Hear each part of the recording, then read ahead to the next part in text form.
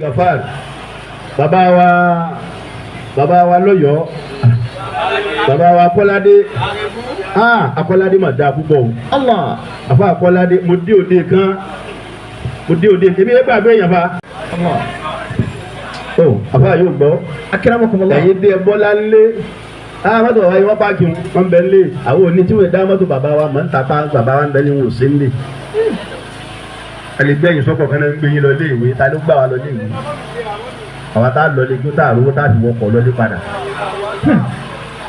Subhana alladhi ataka mulkan. kí ni tọ́lọ́ wọn ṣe wá báyìí tá a ní dúpẹ́. Subhana alladhi ataka mulkan. ntọ́ bí sẹ̀bílù najat ẹ wá gbọ́ lónìí. ntọ́ bí sẹ̀bílù najat tí a bá dá pé alifulani lé gbogbo ká ní gbogbo ayé ntọ́ gbọ́ tí wọ́n wí tẹ̀lé náà ni pé sẹ́sì sẹ̀bílù nàjà tóró láyé mọ̀.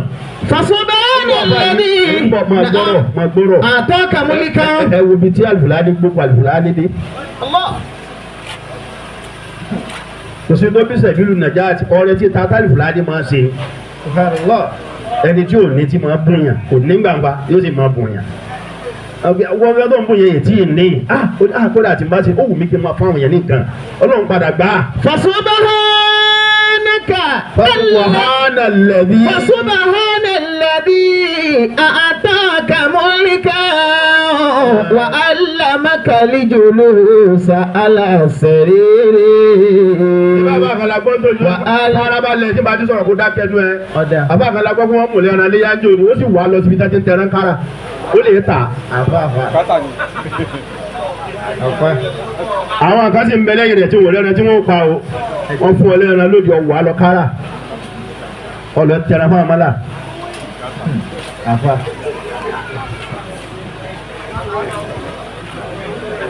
kílẹ̀ pé olówó lọ́wọ́ Subhana alladhi olówó lọ́wọ́ kọ́ ó yí ọ̀kan jù àti tí ò bá jẹ́ 96 yóò jẹ́ 97 mẹ́rin tí wọ́n bí níjọ́ náà ní Ìkọ̀tún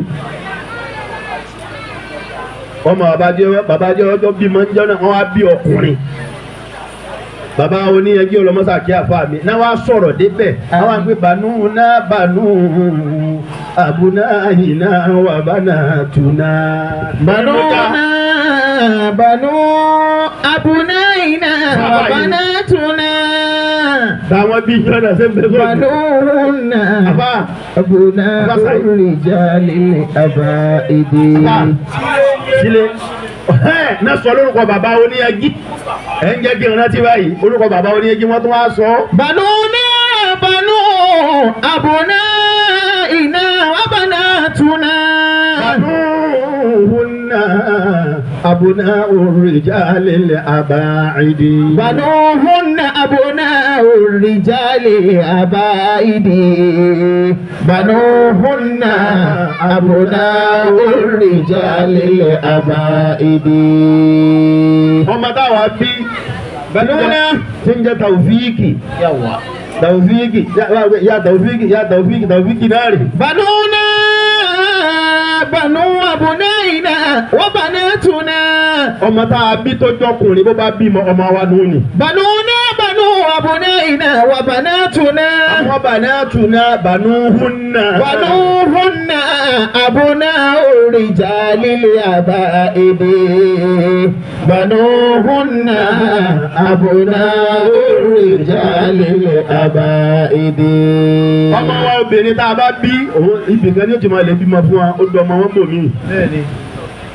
tí àwọn igi bá tún bímọ ní ọmọ wa náà ní tó bí. alhamdulillah àwọn náà láti ní kó bá fẹ́ bímọ àmọ́ tó bá tún bí obìnrin ọmọkùnrin tó bá bí àwọn náà láti pa abẹ́ kó mọ lọ́tọ̀ náà bá tún bímọ. Àmín. ọmọ rẹ̀ obìnrin tó bá wá bí àwọn kan ní òwò àpadà wá pé salamu alaikum ọmọ yìí náà látòrí rẹ̀ wá ta ni ọmọ yìí náà ni wọ́n mú un lọ́nu. Banuhunna abna'u rijalil aba'idi. ilé àlùfùlání wá ń kún adúpẹ́. Banuhunna abna'u rijalil aba'idi. Rabbi awzini an ashkura ni'mataka allati kí àyà náà kó mọ̀ dàbí pa kí àyà kékeré. A'udhu billahi minash shaitanir rajim. Bismillahir rahmanir rahim. Rabbi awzini bàbá aṣọ أن àdá أشكر نعمتك التي أنعمت علي bàbá lọ́mọ lé وعلى والدي.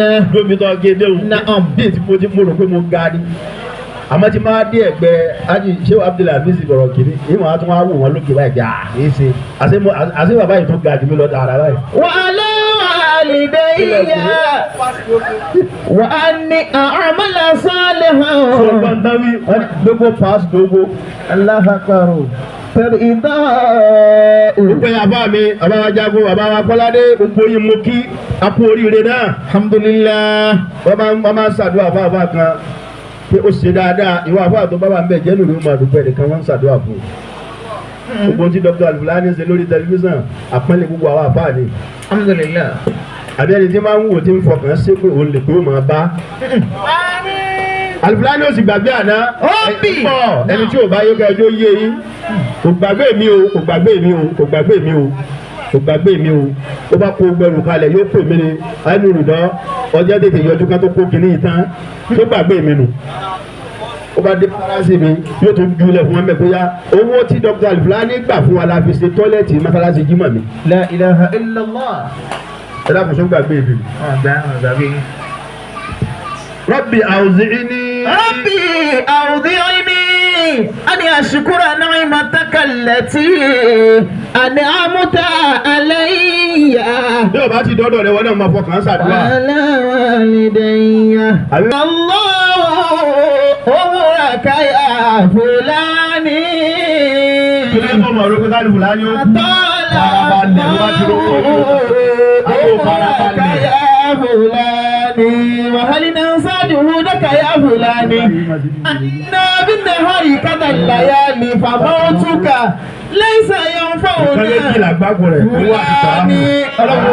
ọlọ́run أطال الله ó lè jẹ sẹ̀mú mẹ́rin. أمرك يا فلاني. ilé tó ń ro pé Al-Fulani ó kú ṣé Al-Fulani bá kú sẹ̀mílù nàìjíríà ti bàbá rẹ̀ àti ilé rẹ̀ ó gbé wá ní. tó ń ro kó rọ ní ẹlẹ́ni.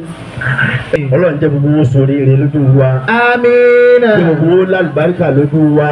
آمين ẹ̀sán ní jàmá. آمين. nígbà tí ọba rẹ̀ ń gbé kàmá ṣe o gbọ́ pé mò ń bẹ̀ nàró máa ṣe ṣé o kàkà sí mi nàró. nígbà tí ń ṣàdúrà sílé jò ní ìná àtàwọn máa wà ní mọ́tò láàárín fídíò náà mo ní ẹ bá ń ṣe fájì àméjì ìwọ́n á ń gbé fídíò náà fún ọba ìpínlẹ̀ rí. ìta lè dé tá a bọ̀ra alẹ̀ tá a là fẹ́ sùn ni tí o tó bẹ̀ kó ní òsì kọ́kọ́rọ́ tó òsì kọ́kọ́rọ́ mo lẹ́yìn ká ó yà ìwọ náà máa gbálẹ̀ fúnra rẹ̀ àti wọ́ àti Taofik kí ló pè é yóò máa gbá ni kò ní gbá nínú Ọlọ́run ní pa yín fún wa. آمين ẹ bá ń sáámi fún wa. آمين bàbá yín fi ń ṣe fáàrí fún àwọn ọmọ mi ni. Ọlọ́run dàpọ̀ mọ́ pa Al-Fulani báyìí o. آمين bẹ́ẹ̀ ni Al-Fulani ó gbé o. آمين irú rẹ tó ṣe fún bàbá Alhaji Àgbà Ọlọ́run bá ṣe fún yín. آمين irú àlàáfíà tó fún bàbá Alhaji Àgbà Ọlọ́run bá ṣe fún yín. آمين irú ẹ̀mí gígùn tó fún Alhaji Àgbà Ọlọ́run bá fún yín. آمين irú àsìkò tó fún Alhaji Àgbà Ọlọ́run bá fún yín. irú àlùbáríkà tó fún bàbá Alhaji Àgbà Ọlọ́run bá fún yín. آمين la ilaha illallah subhana rabbika رب العزة عما يصفون وسلام على المرسلين. ṣé owó tí Suleiman wílẹ̀ kan sọ fún yín ó ní àgbákò àwọn. Kindly subscribe to our YouTube channel, O2FM Lagos. Bye.